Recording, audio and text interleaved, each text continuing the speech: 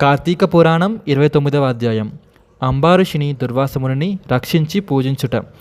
సుదర్శన అంతార్థమైన తర్వాత అంబారీషుడు భక్తితో దుర్వాసునికి నమస్కరించి తన శిరసు ముని పాదముపై ఉంచి, మునీంద్ర, నేను మహాపాపాత్ముడిని, పాపములో మునిగియుండి చాలా కష్టపడుచున్నాను కనుక గృహస్థుడైన నా ఇంటి భుజించి నన్ను ఆదరింపుము. నీవు నా యందు దయ ఉంచి తిరిగి నా గృహముకు విచ్చేసి నన్ను రక్షించితివి.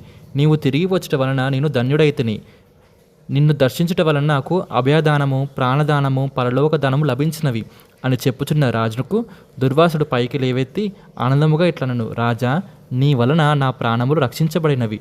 ప్రాణములను రక్షించువాడు తండ్రితో సమానము. నేను నీకు నమస్కారం చేసిన ఎడల నీవు దుఃఖపడదవు. తండ్రికి కష్టము కలిగించు పని చేయకూడదు కనుక నీకు నమస్కారం చేయను. నేను నీకు గొప్ప కష్టము కలిగించి తిని దానికి ఫలితము అనుభవించి తిని నీవు దయతో నాకు కలిగిన కష్టం నివారణ చేస్తువి. నేను నీతో కలిసి భుజించదను అని పలికి అంబారీష మహారాజుతో కలిసి భోజనం చేసెను. సాక్షాత్ శివస్వరూపైన దుర్వాసముని విష్ణుభక్తి యొక్క మహిమను పరీక్షించదలచి వచ్చి అంబారీష మహారాజుని పరీక్షించి సంతోషించి అంబారీషుని ఆశీర్వదించి తన ఆశ్రమకు పోయెను.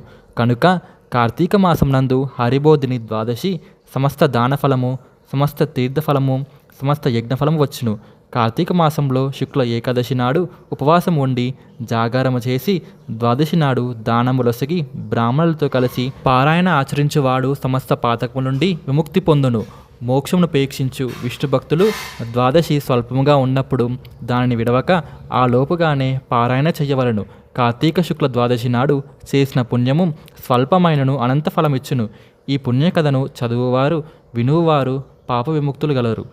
పుత్ర పౌత్ర సమేతముగా అనేక భోగములు అనుభవించి తుదకు పరమపదం పొందును. ఓం నమ శివాయ.